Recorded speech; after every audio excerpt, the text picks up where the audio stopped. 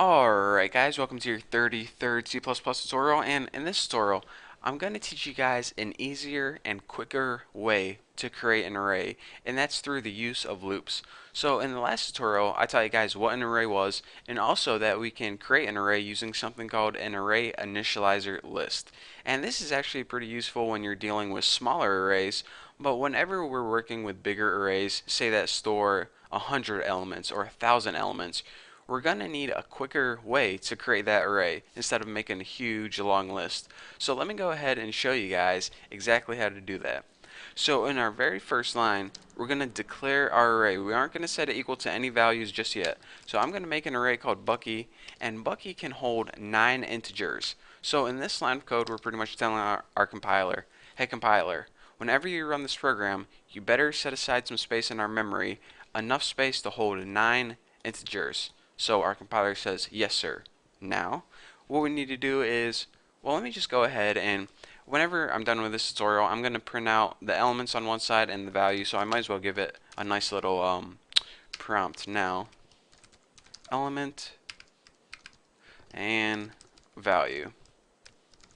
So what we're going to be doing is we're just going to print out the element on one side and the value on the other side. So let's go ahead and take a look at this right now.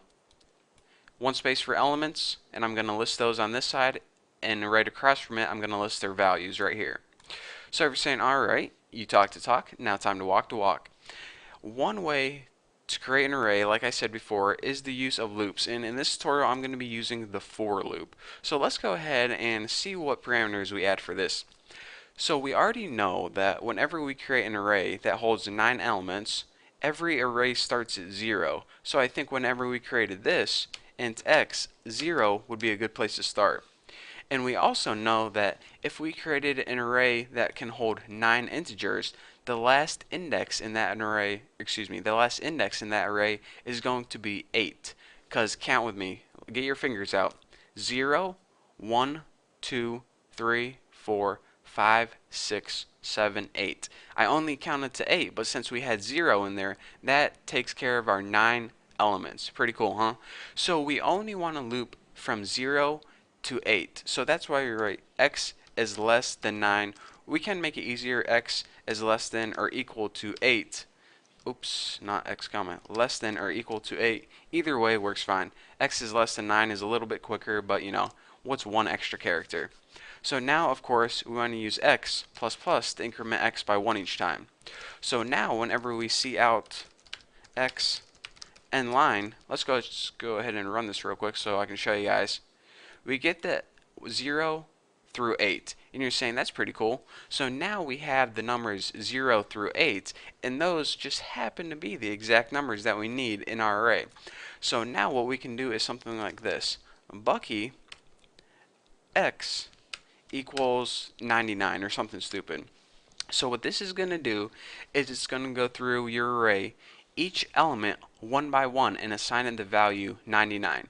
So the first time it loops, it's going to set the Bucky 0 element to 99. The next time, the Bucky 1 element to 99. So it's basically going to set every element in your array to 99 until it gets to 8, and then it's going to do it one more time and stop at 9. So pretty cool, huh? So let's go ahead and print this out and see exactly what I did. So cout, first we'll go ahead and print out x, which is the element number, same as this. So this is going to be 0 through 8 on the left hand side. And now let's just go ahead and give us some space to work with. And after this, just go ahead and write the value of whatever element is stored in there. So this is going to be 99 if we coded it correctly. So let me go ahead and end this line, and whenever I run this, you guys will clearly see what's going on. So what we did is we looped through each array element one at a time. First Bucky 0, then Bucky 1, then Bucky 2, 3, 4, all the way to 8. And each time we loop through it, we set that element equal to 99. So now we have an array called Bucky that has 9 elements, 1, 2, 3, 4, 5, 6, 7, 8, 9, and each of those elements is equal to the value of 99. There are actually a lot of 9s in this tutorial, but you know, it's a good number, so you know, it feels appropriate.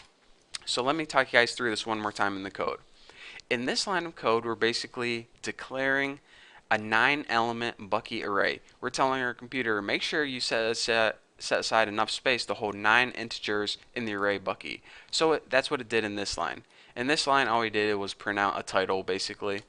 And in our loop, we knew that since we were creating Bucky 9 array, that the indexes that it need was 0 through 8.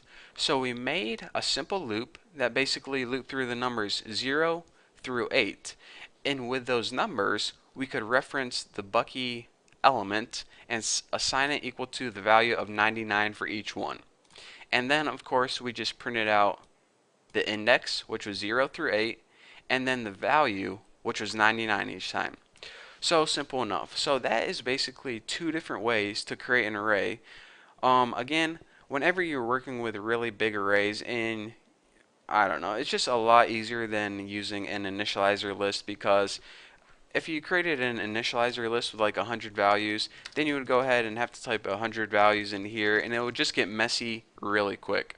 So this is a faster way. It takes a little more thinking, but it's definitely worth it. So for now, that's all I have for you guys. Thank you guys for watching. Don't forget to subscribe, and I will see you in the next tutorial.